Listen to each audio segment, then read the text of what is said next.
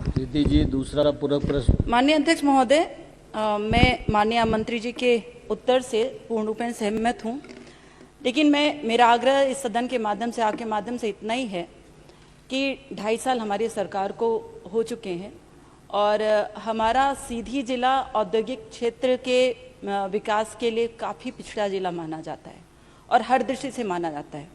तो आपके माध्यम से मेरे लिए ये बहुत मजबूत जगह है जहाँ पर मैं अपने सीधी जिले के या अपने विधानसभा के विकास के लिए आवाज़ उठा सकूं।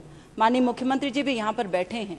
समय सीमा लगातार बहुत तीव्र गति से जा रही है, तो मेरा आपके माध्यम से इतना ही कहना है कि ग्लोबल इन्वेस्टर समिट का अभी करीब 1.5 वर्ष पूरा हो चुका है जब हमने ये प्रस्ताव प्रक्रिया के अधीन लिया था।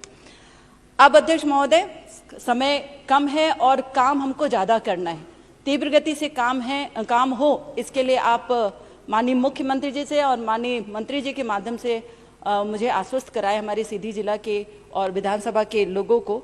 और दूसरा एक छोटा सा विषय और है कि लगातार हमारे यहाँ युवाओं की, बेरोजगार युवाओं की संख्या बढ़ती जा रही है।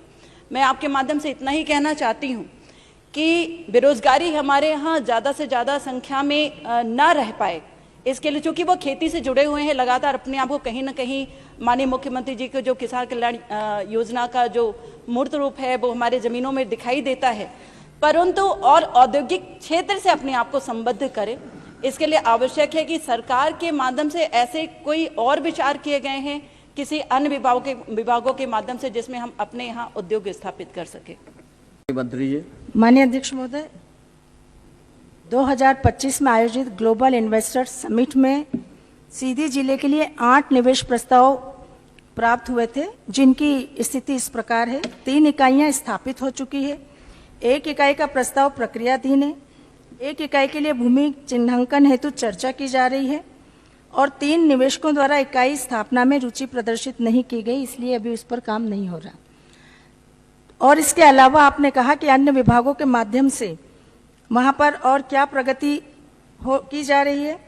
मैं बताना चाहूँगी कि उद्यानिकी तथा खाद्य प्रसंस्करण विभाग की प्रधानमंत्री सूक्ष्म खाद्य उद्यम उन्नयन योजना PMFME अंतर्गत सीधी विधानसभा क्षेत्र में योजना प्रारंभ से वर्तमान तक 32 सूक्ष्म खाद्य प्रसंस्करण इकाइयों को 145.10 लाख का अनुदान प्रदान किया गया है। इससे लगभग 92 व्यक्तियों को रोजगार प्राप्त हुआ। MSME प्रोत्साहन योजना के अंतर्गत 5 इकाइयों को लाभान्वित किया गया, जिससे लगभग 381 लाख का निवेश प्राप्त हुआ। उसके साथ ही साथ